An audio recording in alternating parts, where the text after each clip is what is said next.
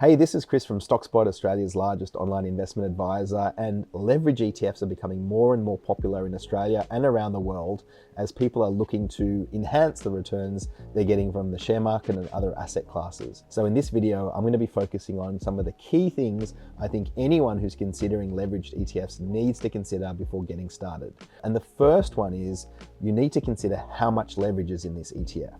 So a leveraged ETF will typically combine money that you're putting into the ETF with borrowings to give you a multiplier of your return. So think about it like you've put in $4 into the ETF.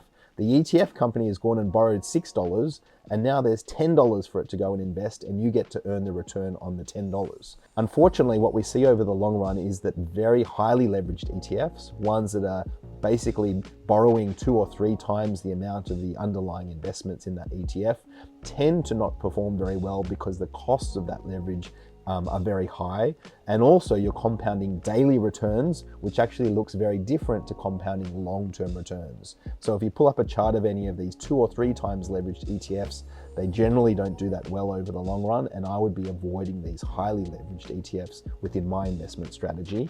However, these days there's also some more gently leveraged ETFs that maybe only be leveraged 30 or 40%, so they're only borrowing a little bit more than what you've put in. When it comes to these more gently leveraged ETFs, the key factor you need to look at is what is the cost of the borrowing versus the return of the asset that you're investing into, because ultimately as an investor you're earning the difference between the two.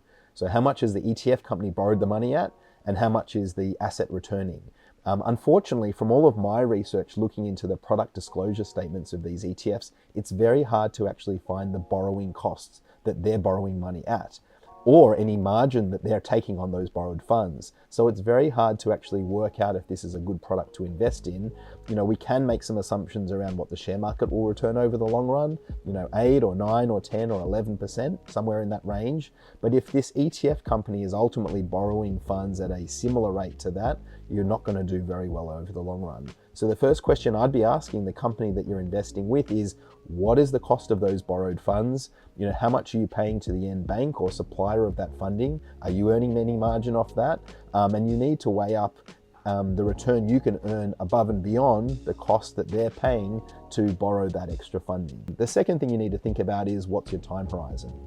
So at Stockspot, if you're investing in one of our higher risk, higher growth portfolios, we at least recommend a time horizon of 7 years. Now, if you're investing into a leveraged ETF, you need an even longer time horizon than this, because any market downturns are going to be amplified. If the market falls 10%, you might lose 20 or 25%, and it will take even more time to recover. And so time horizon becomes really important if you're investing in leveraged ETFs. I would struggle to recommend any sort of leveraged ETF unless you have at least a 10-year time horizon if it's a share market related ETF. So you really need to be focused very long term, but also you need to have the patience to wait that out and be prepared for quite big drawdowns along the way. And that means falls from high to low. Think about the multiplier of the leverage causing those falls to be even steeper.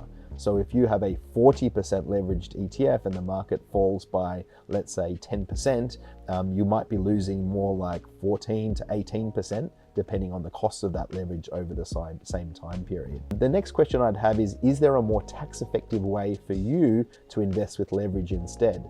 And a good example is a margin loan. So a margin loan is almost like a home loan to invest in the share market, and there are a few banks in Australia that provide these. What you can look at is the interest rate on that margin loan and consider the interest rate of that compared to the interest that the ETF is borrowing money at. But the benefit of a margin loan for you personally is that potentially any interest that you're paying you can use to reduce your salary, and so it's tax deductible. And it's one of the benefits of investing with personally borrowed money versus money that the ETF is borrowing, is that you get the tax shelter and the tax benefit potentially of that borrowed money.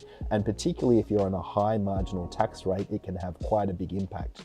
Which means that even if the margin loan rate seems quite high, and in Australia at the moment, having a look around, margin loans might be at 6 or 7%. For someone who is on the highest marginal tax rate, the effective rate you're paying on that is much lower, because you can actually write off the interest against your tax bill.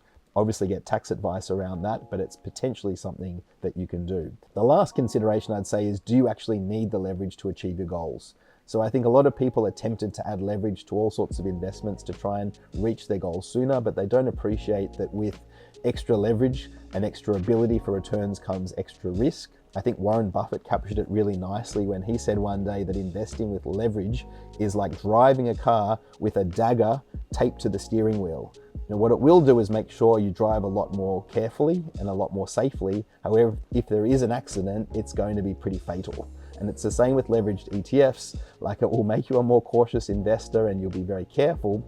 But unfortunately, if there's a big market fall, and we do see crashes every so often that might be a 40 or 50% market crash, that may be irrecoverable for you.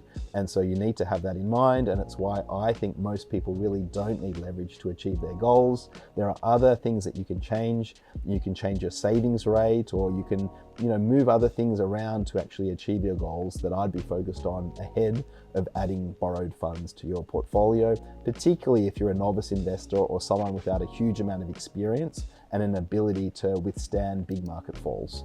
And they're my tips of what I think you should be looking at before considering leveraged or geared ETFs.